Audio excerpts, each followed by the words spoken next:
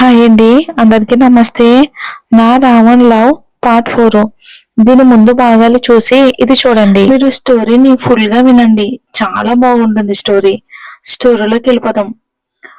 అను, నన్ను ఎవరు పిలుస్తున్నారు అని డౌట్ గా లిఫ్ట్ లోని టాప్ ఫ్లోర్ కి వెళ్ళింది. ఆ ఫ్లోర్ ని చూడగానే కళ్ళు పెద్దవి చేసింది, ఎందుకంటే అంత బాగుంది. ఒక చిన్న సైజ్ మినీ ప్యాలెస్ లా పోస్ట్ లుక్ తో. అలా చుట్టూ చూస్తూ ప్రైవేట్ క్యాబిన్ అని ఒక రూమ్ బయట బోర్డు ఉంది. మొత్తం చూసింది 5 రూమ్స్ వరకు ఉన్నాయి. కానీ ఒక్క రూమ్ కి ప్రైవేట్ క్యాబిన్ అని ఉండేసరికి ఇప్పుడు ఏ రూమ్ కి వెళ్లాలో అర్థం కాక బిత్తర చూపులు చూస్తుంది అను. కొంచెం భయంగానే అడుగులు అడుగు వేసుకుంటూ నడుస్తుంది. తన గుండె చప్పుడు తనకే వినిపించేంత సైలెంట్ గా ఉంది అక్కడంతా. అను సైలెంట్ గా వెళ్లి ప్రైవేట్ క్యాబిన్ డోర్ లాక్ చేస్తుంది. అప్పుడే జీవన్ లిఫ్ట్ లో నుంచి బయటకు వస్తాడు. అక్కడ అనుని చూసి షాక్ అయ్యాడు. ప్రైవేట్ క్యాబిన్ డోర్ కొట్టడంతో కంగారుగా అను దగ్గరికి వెళ్లి చేయి పట్టి పక్కకు లాగాడు జీవన్. అలా సడన్ గా లాగటంతో కింద పడిపోబోయిన అను గోడకు సపోర్ట్ గా నిలబడింది. జీవన్ అను దగ్గరికి వచ్చి, ఏంటంటారా, మీరు ఇక్కడికి ఎందుకు వచ్చారు? అసలు ఇక్కడికి ఎవరికి కూడా ఎంట్రీ లేదు. విక్రమ్ కి తెలిస్తే ఇక అంతే సంగతి. ముందు ఎక్కడి నుంచి వెళ్ళు అని తొందర చేస్తాడు జీవన్. అనుకి అసలు ఏమీ అర్థం కాక, సార్ ప్యూన్ వచ్చి టాప్ ఫ్లోర్ లో సార్ పిలుస్తున్నారు అని వచ్చాడు, అందుకే అని చెప్తుంది అను. ఓకే, నువ్వు ముందు కిందకి వెళ్ళు, నేను అన్ని చూసుకుంటాను, కానీ మళ్ళీ ఇక్కడికి ఎప్పుడు రాకు అని ఆర్డర్ వేసి లిఫ్ట్ లో కిందకు పంపిస్తాడు జీవన్ అనుని. అను అయోమయంగానే కిందకి వెళ్ళిపోతుంది. జీవన్ గట్టిగా ఊపిరి వదిలి అనుని, విక్రమ్ ఇక్కడికి రమ్మని చెప్పాడా? అసలు ఎవరికి ఎలా ఉండదుగా అని అనుకుంటూ విక్రమ్ దగ్గరికి వెళ్ళాడు. విక్రమ్ తన పర్సనల్ క్యాబిన్ లో సీరియస్ గా వర్క్ చేస్తున్నాడు. జీవన్ పర్మిషన్ లేకుండా లోపలికి వచ్చేసరికి ఎర్రబడ్డ కళ్ళతో కోపంగా చూశాడు. ఆ చూపుకి భయపడి డోర్ లాక్ చేసి లోపలిగా వచ్చాడు జీవన్. మ్యాటర్ ఏంటి అన్నట్టు ఒక లుక్ ఇచ్చాడు విక్రమ్. అనుని నీ ఫ్లోర్ కి ఎందుకు పిలిచావు అని సూటిగా అడిగాడు జీవన్. విక్రమ్ చికాకుగా, దాని పని చెప్తామని అని అంతే సూటిగా అన్నాడు. సిస్టంలో వర్క్ కంటిన్యూ చేస్తూనే విక్రమ్ అలా కాదు, తను చాలా మంచి అమ్మాయి, నేను మాట్లాడిన కొంచెం సేపటికే అర్థమయ్యిందిరా, ప్లీజ్ రా, తనను వదిలే, ఏదో తెలియక చేసింది, పాపం రా అని రిక్వెస్ట్ చేస్తూ అన్నాడు జీవన్. దానికి విక్రమ్ కోపంగా సిస్టమ్ ని తన పిడిగులతో నేలకు చేర్చాడు. జీవన్ కి భయం వేసి ఒక్క అడుగు వెనక్కి వేశాడు. విక్రమ్ కళ్ళలోకి చూశాడు. ఎర్రగా ఉన్నాయి కళ్ళు, పిడికిలి గట్టిగా బిగుసుకుని ఉంది, మెడ నరాలు ఉబికి కనిపిస్తూ ఉంటే ఎంత కోపంగా ఉన్నాడో అనేది అర్థమై సైలెంట్ గా నిలబడ్డాడు జీవన్ ఏమీ అనలేక. విక్రమ్ కోపంగా జీవన్ దగ్గరకు వచ్చి జీవన్ గొంతు పట్టుకుని గోడ కదిమాడు.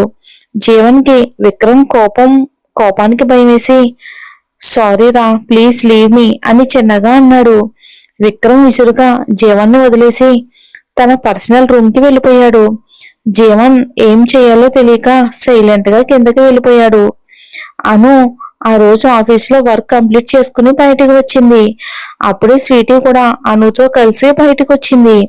అలా ఇద్దరు మాట్లాడుకుంటూ ఎవరింటికి వాళ్ళు వెళ్ళడానికి ఆటో దగ్గరికి వెళ్ళి వేరే ఆటో ఎక్కి వాళ్ళ ఇంటి బాట పట్టారు. అను ఈ రోజు తన లైఫ్ లో హ్యాపీగా ఉన్న రోజు అనిపిస్తుంది.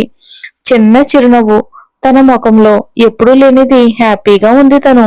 ఎందుకంటే తను ఆఫీస్ లో జాయిన్ అయిన రోజు నుంచి తన మేనేజర్ తో టార్చర్ ఉండేది అనుకి.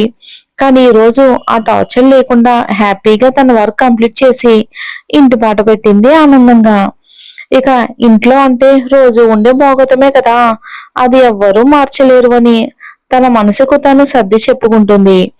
అలా ఆలోచనలో ఉన్న తనకు అలానే అసలు ఇంటికి చేరుకుంది కూడా తెలుసుకోలేకపోయింది. ఆటో డ్రైవర్ తనని పిలిచేసరికి ఈ లోకంలోకి వచ్చింది అను. చుట్టూ చూసేసరికి తన ఇంటి ముందు ఉంది. ఆటో దిగి ఆటోకి మనీ ఇచ్చి ఒక్కసారి ఇంటిని చూసింది. ఒంట్లో వణుకు వస్తుంది ఆ ఇంటిని చూస్తూ ఉంటే. సైలెంట్ గా ఇంట్లోకి వెళ్లి ఫేస్ వాష్ చేసుకుని ఇంట్లో అడుగు పెట్టింది. అంతే గుప్పుమంటూ మందు వాసన వస్తుంది. అను ఫేస్ ని ఏదోలా పెట్టి ముందుకు చూసింది. అక్కడ తన సౌతి తల్లికి తమ్ముడైన సూర్య హాల్లో ఉన్న సోఫాలో కూర్చుని తన అక్కతో మాట్లాడుతూ అను వైపే అలా చూస్తూ ఉన్నాడు. అతన్ని చూడగానే భయంతో 2 అడుగులు వెనక్కి వేసి గట్టిగా కళ్ళు మూసుకుంది. భయం ఎక్కువ అవుతూ ఉంటే అక్కడి నుంచి లోపలికి వెళ్ళడానికి పరిగెత్తినట్టు నడుస్తూ ఉంటే, ఏయ్ ఆగవే అని ఒక గంభీరమైన గొంతు వినిపించింది అనుకి. ఆ వాయిస్ కి భయపడి అక్కడే నిలబడిపోయింది తను. సూర్య ఒక్కో అడుగు వేసుకుంటూ అను దగ్గరికి వచ్చి పైనుంచి కింద వరకు స్కాన్ చేస్తున్నాడు.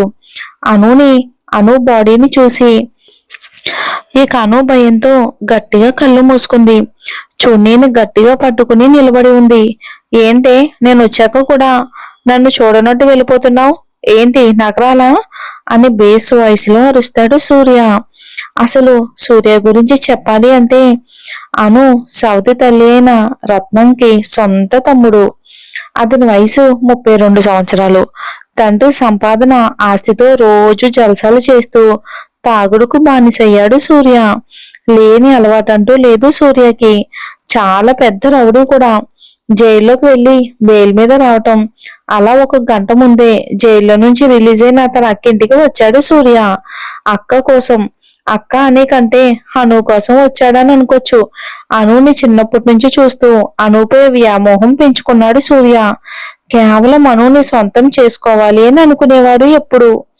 అను ఏమో సూర్యని చూస్తేనే వణికిపోతుంది గడగడ. ఇంట్లో అను ఒకతే ఉన్నప్పుడు చాలా సార్లు తనని బలవంతం చేయబోయాడు. కానీ అను ఎలాగోలా తప్పించుకునేది. అను తన పిండికి చాలా సార్లు చెప్పింది, కానీ ఆవిడ ఏమాత్రం పట్టించుకోలేదు. ఇంకో 4 దెబ్బలు ఎక్కువ వేసేది అనుని. కాబోయే మూడుతో ఎలా ఉండాలో నేర్చుకో అని తిట్టేది తనని. సూర్య ఇంటికి వచ్చాడంటే అనుకు ఆ రోజు నరకంలో ఉన్నట్టు భయపడిపోతుంది. కావాలని అనుకి ఏదో ఒక పని చెప్పి చేయించుకుంటూ ఉంటాడు. చేను అంటే అతడి చేతిలో దెబ్బలు తప్పవు. రత్నంకి తన తమ్ముడు అంటే ఎంతో ఇష్టం. అనుకి పెళ్లి చేసి వేరే ఇంటికి పంపిస్తే సుఖపడుతుంది అని ఈర్ష్యతో రాక్షసుడు అయిన తన తమ్ముడికి ఇచ్చి జీవితాంతం తన కాళ్ళ దగ్గరే ఉంచుకోవాలి అని ఈ పన్నాగం పండింది. చూద్దాం మరి. అదన్నమాట సూర్య భాగవతం. ప్రెజెంట్కి వచ్చేద్దాం. సూర్య గొంతు వినగానే అక్కడే ఆగిపోయింది. గట్టిగా కళ్ళు మూసుకుని ఊపిరి బిగబెట్టి నిలబడింది. సూర్య అను ముందుకొచ్చి, ఏంటే చూసి కూడా చూడనట్టు వెళ్ళిపోతున్నావు? నకరాలా? చంపుతా ఎక్కువ చేస్తే. పో పో వెళ్ళి స్ట్రాంగ్ కాఫీ తేపో అని గదిమాడు సూర్య. ఆ మాటకు దర్చుకుని కిచెన్ రూమ్ లోకి పరిగెత్తింది. సూర్య సోఫాలో కూర్చుని చూస్తున్నాడు అనుని. రత్నం వంకరగా నవ్వుతూ, అరే తమ్ముడు, దాన్ని పెళ్లి చేసుకోవటానికి ముహూర్తం పెట్టించనా అని అడుగుతుంది. సూర్య అనుని టాప్ టు బాటమ్ స్కాన్ చేస్తూ, పెట్టించక నేను కూడా ఉండలేకపోతున్నాను. దీనికి పెళ్లి చేస్తే ఓ దరిద్రం పోతుంది. తర్వాత నా బిడ్డకు మంచి సంబంధం చూడాలి అని వంకరగా నవ్వుతుంది. కిచెన్ రూమ్ లో ఉన్నాను. ఈ మాటలు విని కళ్ళల్లో నీళ్ళు ఆగరంటూ కారిపోతున్నాయి. సూర్యాని పెళ్లి చేసుకోవాలి అంటే నిలువెల్లా వణికిపోతుంది. ఇంకా ఎంతసేపే కాఫీ పెడుతున్నావా, లేక నా నుంచి ఎలా తప్పించుకోవాలి అని ప్లాన్లు వేస్తున్నావా?